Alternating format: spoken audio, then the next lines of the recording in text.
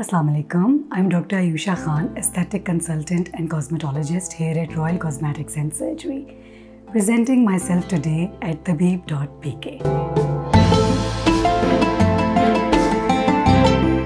So I did my dermatology training from MH and CMH, and then I did my aesthetic training from Birmingham, Sheffield and London in United Kingdom.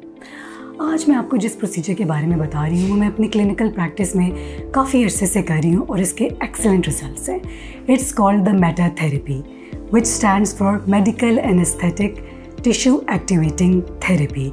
It's an innovative new non surgical development in our aesthetic industry.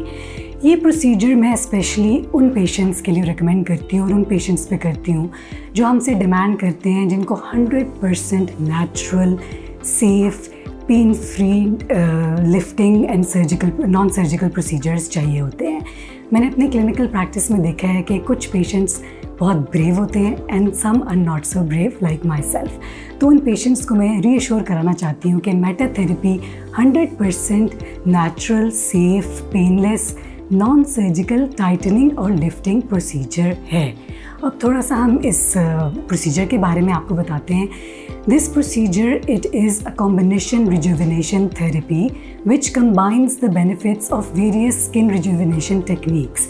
इसमें हम क्या करते हैं, सबसे पहले हम patient की skin को प्रिपेयर करते हैं with various peels and ablative techniques. उसके बाद हम सब्जेक्टिबल्स लगाते हैं पेशेंट्स के एरिया पे जहाँ पे भी उनका एरिया ऑफ कंसर्न है. So subjectables again are anti-aging, collagen, elastin boosting serums, solutions and agents. What we do is we apply these agents on the face or any area of concern, and then with a specific needle we address first the individual wrinkles like the frown lines, the crow feet, the 11s, the nasolabials, marionettes, the dropping jowls and necklines. Then after that we change the needle and then we do an overall lifting and tightening of the whole skin. So with this procedure we can treat a variety of skin conditions. About fine lines and wrinkles I've just told you. We can treat hyperpigmentation and melasma, छाइयाँ जिसे हम कहते हैं. But छाइयों में फिर हम ऐसा करेंगे कि हम सब्जेक्टिबल्स थोड़े से अकॉर्डिंगली चेंज कर लेंगे. इसी तरह से हम स्कार्स को ट्रीट कर सकते हैं इस प्रोसीजर से, चाहे वो एक्नी स्कार्स हों, बर्न स्कार्स हों या सर्जिकल स्कार्स हों. फिर जैसे आजकल सर्दी आई हुई है और स्किन बहुत ड्राई और डिहाइड्रेटेड हो जाती है, तो इस प्रोसीजर से, इस कॉम्बिनेशन थेरेपी से हम इस ड्राई डिहाइड्रेटेड स्किन को भी बहुत अच्छे से इम्प्रूव कर सकते हैं. फिर पेशेंट्स आते हैं जिनके ओपन पोर्स होते हैं, लार्ज पोर्स होते हैं, तो वो भी इस प्रोसीजर से बहुत अच्छे तरीके से हम डिमिनिश कर देते हैं. फिर matured, overall dull skin tones and textures dramatically improve हो जाते हैं इस प्रोसीजर से.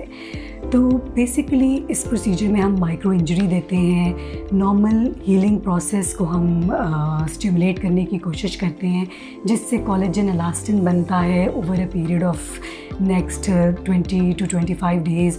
और फिर ओवरऑल टाइटनिंग, लिफ्टिंग और बाकी सारी जो मैंने आपको बातें बताई हैं उसके हमें अच्छे नतीजे मिलते हैं.